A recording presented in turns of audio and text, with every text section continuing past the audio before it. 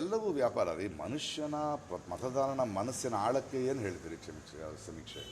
ಆ ಸಮೀಕ್ಷೆ ಮಾಡೋದು ಅದೊಂದು ವ್ಯಾಪಾರ ಆಗಿದೆ ಇವಾಗ. ಅವರು ದುಡ್ಡು ಕೊಟ್ಟು ಮಾಡಿಸ್ತಾರ, ಯಾರನ್ನೂ ನಂಬೋ ಪರಿಸ್ಥಿತಿ ಇಲ್ವಲ್ಲ. ಇವತ್ತು ಪತ್ರಿಕೆಗಳನ್ನು ನೋಡಿ, ಒಂದು ಪತ್ರಿಕೆ ಓಪನ್ ಮಾಡಿದ್ರೆ ಅದು ಯಾವ ಪಕ್ಷದ್ದು ಅಂತ ಗೊತ್ತಾಗುತ್ತೆ.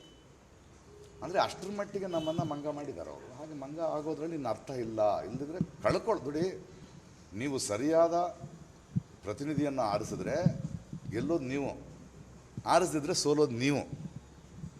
ನಮ್ಮ ಸೋಲು ನಮ್ಮ ಗೆಲುವಿನ, ನಮ್ಮ ದೇಶದ, ನಮ್ಮ ಪ್ರಜೆಗಳ ಸೋಲು ಗೆಲುವಿನ ಪ್ರಶ್ನೆನೇ ಹೊರತು ಅವ್ರುಗಳು 5 ವರ್ಷಕ್ಕೆ ಒಂದ್ಸಲ ಬಂದು ಅವರು ಪರ್ಮನೆಂಟ್ ಅಲ್ಲ. ಅವರು ಈ ಸಮೀಕ್ಷೆಗಳನ್ನು ನಂಬಿಡಿ. ನಿಮಗೆ ಅಂತ ಒಂದು ವಿಚಾರ ಇರುತ್ತಲ್ಲ, ನೀವು ನೋಡ್ತಿದ್ದೀರಲ್ಲ ಕಣ್ಣು ಮುಂದೆ, ಅದನ್ನು ನೋಡಿ ಅದರ ಬಗ್ಗೆ ಚರ್ಚೆ ಮಾಡಿ, ಒಳಗೊಳಗೆ ಮಾತಾಡ್ಕೊಳ್ಳಿ, ಗೌಪ್ಯವಾಗಿ ನಿಮ್ಮ ಓಟನ್ನು ಹಾಕಿ ಅಷ್ಟೇ.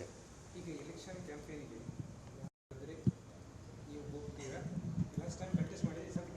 ಅಲ್ಲಲ್ಲ, ಕರೆಯೋರ್ಗೇನು ಕಮ್ಮಿ ಇಲ್ಲ. ನಾನು ಹಾಗೆ ಮಾರ್ಕೊಳ್ಬಾರ್ದಲ್ವಾ? ಯಾಕಂದರೆ ಇವತ್ತು ಪ್ರಕಾಶ್ ಅವರು ಎಲ್ಲರ ಬಗ್ಗೆ ಯಾವುದೇ ಆಡಳಿತ ಪಕ್ಷ ಆದರೂ ಪ್ರಶ್ನೆ ಮಾಡ್ತಾರೆ ಅಂತ ಒಂದು ಗೌರವ ಇದೆ. ಇದು ಇವರು ದುಡ್ಡಿಂದೆಲ್ಲ ಕೊಂಡ್ಕೊಳ್ಳೋಕ್ಕಾಗೋ ವಿಷಯ ಅಲ್ಲ, ಮತ್ತು ನನ್ನ ಮನಸ್ಸಾಕ್ಷಿ ಅದಕ್ಕೆ ಒಪ್ಕೊಳ್ಳಲ್ಲ. ಇಲ್ಲದಿದ್ದರೆ ಯಾವುದಾದ್ರು ಒಂದು ಪಕ್ಷ ಸೇರೋದು ಎಷ್ಟೊತ್ತು? ಕ್ಯಾಂಪೇನಿಗೆ ಕೂಡ ಹೋಗಬಾರ್ದಲ್ವ? ನಮ್ಮದೇನಿದ್ರು ನಮ್ಮ ಬೇರೆ ಬೇರೆ ವೇದಿಕೆಗಳು ನನಗೊಂದು ಸ್ಥಾನ ಕೊಟ್ಟಿದ್ದೀರಿ, ಮಾಧ್ಯಮದವ್ರು ಬರ್ತೀರಿ, ಮಾಧ್ಯಮದವ್ರ ಮೂಲಕ ನೀವು ಯಾವ ಪಕ್ಷಕ್ಕೆ ಓಟ್ ಹಾಕಿ ಅಂತ ನಾನು ಹೇಳಲ್ಲ.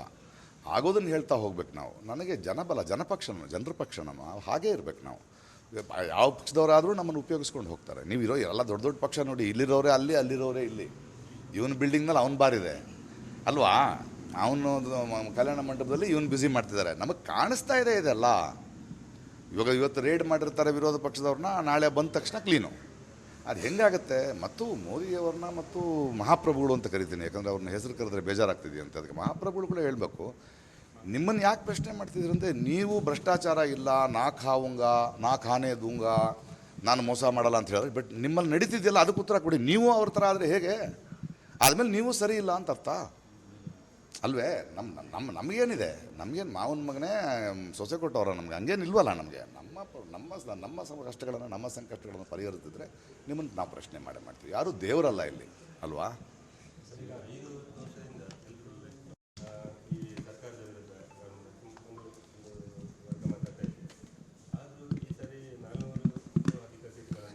$420 ಯಾವಾಗಲೂ ನಾವು 400 ಅಂತಿರ್ತಾರೆ ಅಂತಲೇ ಹೇಳ್ಬೋದು. ಅಲ್ಲ, ಏನು ಅದೊಂದು ಅಹಂಕಾರ ಅಲ್ವ? ನಾನು 400 ತಗೊಂಡು ನೀವು ಯಾರು ತೊಗೊಳಕ್ಕೆ? ಜನ ಕೊಡ್ತಿದ್ದೀವಿ ಇಡೀ.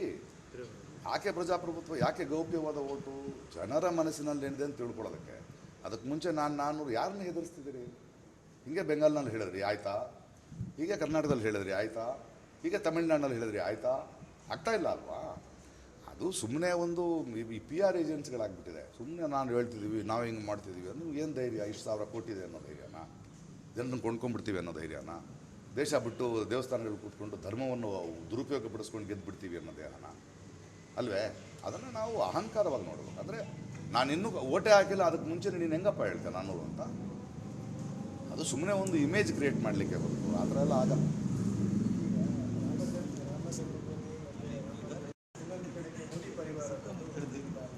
ಅವ್ರ ಪರಿವಾರ ಏನು ಅಂತ ಗೊತ್ತಾಯ್ತಲ್ಲ?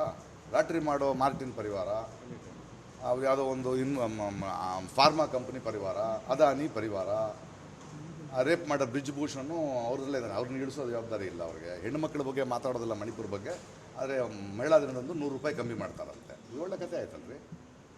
ಅಂದರೆ ನಿಮ್ಮ ಮಾತಾಡ್ತಿರೋದೇನೋ